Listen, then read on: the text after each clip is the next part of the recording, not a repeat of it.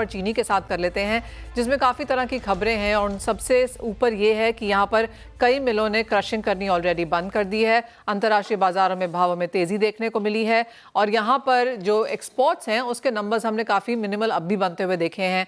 दीपक जी, बहुत शुक्रिया हमारे लिए समय निकालने के लिए। सबसे पहले क्रशिंग नंबर्स पे ये जानना चाहेंगे कि इसमें के किस तरह के नंबर्स हैं।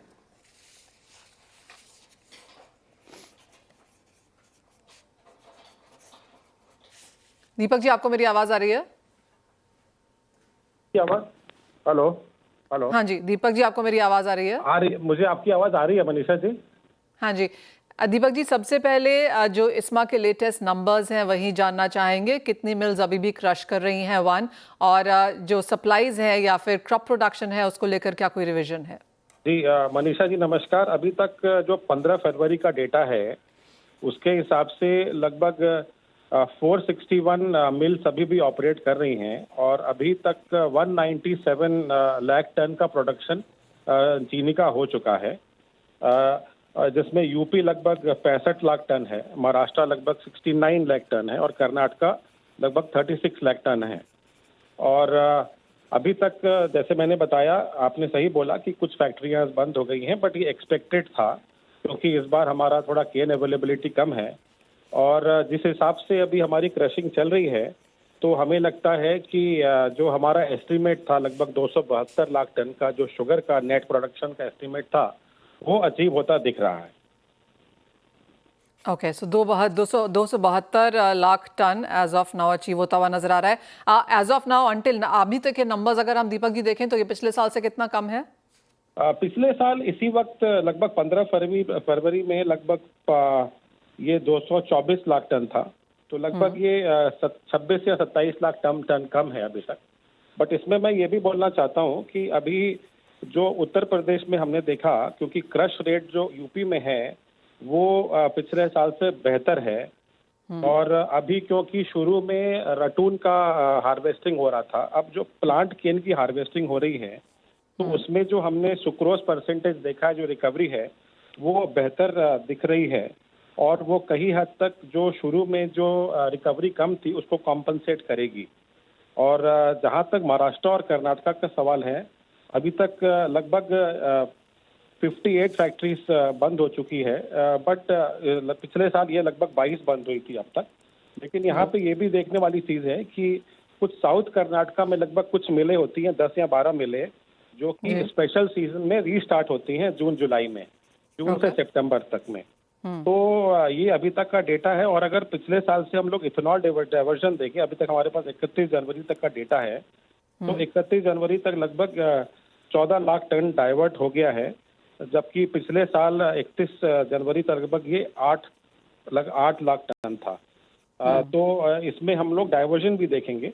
और अगर आप बैगिंग रिकवरी देखते हैं, जो बेसिकली जिसको हम डाइवर्जन भी इंक्लूड कर लेते हैं, तो उस हिसाब से जो ग्रॉस शुगर रिकवरी है इस सीजन में, ये लगभग पिछले साल से लगभग 0.1% कम होने की उम्मीद है। लगभग 10.63 होगा, जो पिछले साल लगभग 10.73 था। Okay Deepak ji, second question यहाँ पर एक्सपोर्ट्स को लेकर है, जहाँ पर हमने 10 लाख टन का अलाउंस तो आता हुआ देखा, लेकिन अब तक एक्सपोर्ट्स किस तरह के हैं? लगभग जहाँ तक हमारे पास इनफॉर्मल ऑन द ग्राउंड है, फॉर्मल डेटा तो अभी नहीं है किसी के पास भी, लेकिन जहाँ तक हमारी खबर है लगभग 2 लाख टन के आसपास तो लगभग फिजिकल ट्रेड हो चुका है और लगभग 3 लाख का कॉन्ट्रैक्ट साइन हो चुका है। तो लगभग ये मान के चलिए कि 500,000 टन का एक्सपोर्ट फ्रुक्टिफाई हो गया है और ये लगभग एक महीने से भी, अभी 21 जनवरी का नोटिफिकेशन था, तो अभी तो लगभग एक महीना भी नहीं हुआ है और हमें उम्मीद है कि ये अगले 2 या 3 महीने में ये पूरा 10 लाख टन का एक्सपोर्ट हो जाएगा। क्या ग्लोबल सिचुएशन टाइट नजर आती है इस वक्त दीपक जी? और काफ़ी सारे पार्टिसिपेंट्स का, बहुत सारे लोगों का ये भी कहना है कि एक्सपोर्ट शायद बहुत जल्दबाजी में लिए गए, उसकी वजह से इंडियन मार्केट्स में एक टाइटनेस यहाँ पर देखने को मिल सकती है, क्लोजिंग स्टॉक यहाँ पर कम रह सकता है। क्या वो चिंताएं हैं? बिल्कुल, ये चिंता बिल्कुल निराधार है मनीषा जी। हम तो डेटा के ऊपर बात करते हैं और एक्चुअल सिचुएशन के ऊपर बात करते हैं, तो ये जो चिंता है बिल्कुल नहीं होनी चाहिए किसी को भी, क्योंकि आपको मालूम है हमने 80 लाख टन से ये सीजन ओपन किया था और लगभग 310 लाख टन ग्रॉस और उसमें लगभग 37 लाख का डाइवर्जन है, तो 272 लाख टन का चीनी है। और अगर हम लोग 10 लाख टन एक्सपोर्ट भी देख लेते हैं और 280 लाख टन जो कंजम्पशन है, अभी दुबई शुगर कॉन्फ्रेंस में भी सरकार ने बड़ा ओपनली इसको वहाँ पे समझाया था इंटरनेशनल ऑडियंस को कि लगभग हमारा कंजम्पशन 280 लाख टन होगा। और ये सीजन इवन 10 लाख टन को एक्सपोर्ट को हम लोग ले लें तब भी ये सीजन लगभग हम 60 लाख टन पे क्लोज करेंगे, जो कि बहुत ही हेल्दी क्लोजिंग स्टॉक है। तो इसमें कोई चिंता वाली बात नहीं है। और जहां तक डोमेस्टिक प्राइस है, वो देखिए पिछले नवंबर और दिसंबर में जो प्राइस था वो बड़ा अनयूजुअल था, वो कॉस्ट ऑफ प्रोडक्शन से बहुत कम था। तो एक तरह से ये जो डोमेस्टिक प्राइस है वो स्टेबलाइज हो गया है, which is also very good for the health of the industry and also the farmers. दूसरी बात मेरी एथेनॉल को लेकर है दीपक जी, और 19% हम कर चुके हैं। इंडिया एनर्जी वीक के तहत मिनिस्टर पुरी ने यह भी कहा कि 20% आने वाले कपल ऑफ मंथ्स में यहाँ पर हो जाएगा। किस तरह के नंबर्स आप यहाँ पर देख रहे हैं और उसके बाद किस तरह की कॉन्वर्सेशन है?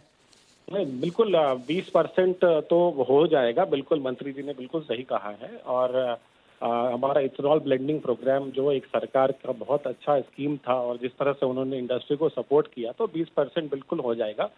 लेकिन हैविंग सेड दैट, एक बड़ा सेटबैक इंडस्ट्री को ये लगा कि पिछले 2 साल में जबकि एफआरपी हमारी 11.5% बढ़ गई, लेकिन इथेनॉल का प्राइस जो बी हेवी का और शुगर जूस से जो बनता है वो रिवाइज नहीं किया गया। उससे कहीं ना कहीं इस प्रोग्राम को प्रॉब्लम हुई है और इंडस्ट्री को भी प्रॉब्लम हो रही है, क्योंकि कॉस्ट ऑफ प्रोडक्शन हाई है, जबकि आउटपुट कॉस्ट जो रॉ मटेरियल कॉस्ट हाई है और आउटपुट कॉस्ट को सेम रखा गया है। तो ये एक बहुत चिंता का विषय है इथेनॉल इंडस्ट्री के लिए। और हमें लगता है कि एक टेम्पररी फिनोमेना था। सरकार इस पे कुछ ना कुछ आने वाले सीजन में जरूर करेगी और इसको ध्यान रखेगी कि जब भी इनपुट कॉस्ट बढ़े तो उसका लिंक इथेनॉल से अभी भी करना चाहिए, क्योंकि हमें सिर्फ 20% पर रुकना नहीं है। क्योंकि आपको मालूम है सरकार E20 के बियॉन्ड के ऊपर भी काम कर रही है और आगे इथेनॉल का कंजम्पशन बढ़ेगा और उसमें शुगर, मुझे पूरी उम्मीद है कि बहुत बड़ा रोल प्ले करेगा। तो उसके लिए ये शुगर प्राइस को करेक्ट करना और इथेनॉल प्राइस को करेक्ट करना और जो शुगर सैक्रिफाइस है उसका प्रॉपर कॉम्पनसेशन जो इथेनॉल में होना चाहिए, उसके लिए लिंकेज की जो आवश्यकता है वो सरकार जरूर इस पर ध्यान देगी, हमें पूरी उम्मीद है उसकी। दीपक जी, मार्केट की हमेशा से 3 यहाँ पर आस्क्स रही हैं। एक तो ये कि यहाँ पर एथेनॉल प्राइस रिवीजन देखने को मिले, मिनिमम सेलिंग प्राइस शुगर में उसका इजाफा हो, और तीसरा एक्सपोर्ट्स आ गया, लेकिन बाकी तीनों चीज़ें यहाँ पर अटक गई हैं। क्या ये एक्सपोर्ट्स के एक्सपेंस पे हुआ है या आपको लगता है जो प्रायोरिटीज़ थी यहाँ पर बेसिकली वो यहाँ पर मूव हो गई? नहीं, बिल्कुल मुझे नहीं लगता कि ये एक्सपोर्ट के एक्सपेंस पे ये हुआ है। देखिए, इथेनॉल का तो हमें बिल्कुल उम्मीद था कि ये हो जाएगा और हमें अभी तक ये नहीं क्लियर है कि बी हेवी को और जूस को क्यों नहीं रिवाइज किया गया, जबकि सी हेवी को रिवाइज किया गया है। But having said that, export एक जो दिया उससे जो केन पेमेंट बढ़ा, अभी आप देखें पिछले जब 20 जनवरी को अनाउंसमेंट हुआ था और आज के लगभग 26 से 27 हज़ार करोड़ पेमेंट हो चुका है फार्मर को। जो परसेंटेज था लगभग 65% पेड था, वो आज लगभग 80% तक पहुंच गया है। तो इससे सीधा सीधा लाभ केन फार्मर्स को हुआ है। हैविंग सेड दैट, ये एक बहुत इंपॉर्टेंट था डोमेस्टिक प्राइस को स्टेबलाइज करने के लिए, बट मुझे लगता है एमएसपी एक ज़्यादा परमानेंट सोल्यूशन है, क्योंकि हम फिर वो सिचुएशन नहीं देखना चाहते कि जहां जो एक्स मिल प्राइस है वो लगभग 33-34 पे चला जाए, जो कि कॉस्ट ऑफ प्रोडक्शन से बहुत कम है। तो एमएसपी अभी भी हमें लगता है कि बहुत ही इम्पोर्टेंट है और हम सरकार से रिक्वेस्ट कर रहे हैं कि एमएसपी के ऊपर ज़रूर ध्यान दिया जाए और एमएसपी कम से कम जो हमने डिमांड किया है उसको डिक्लेयर किया जाए। और इथेनॉल का, जैसे मैंने आपको बताया, हमें उम्मीद है कि अगले सीजन में बी हेवी और जूस को भी सरकार इथेनॉल प्राइस रिवाइज करेगी। पॉइंट दीपक जी, बहुत शुक्रिया एज ऑलवेज साथ जोड़ने के लिए और उन तमाम सवालों पर बात भी करने के लिए। तो काफ़ी मुद्दे यहाँ पर क्लियर होते हुए नजर आ रहे हैं, लेकिन चीनी पे नजर रहेगी क्योंकि फाइनल फिगर्स अभी भी हमारे हाथ में यहाँ पर आना बाकी है। मिलिए तो बात हुई चीनी के लिए।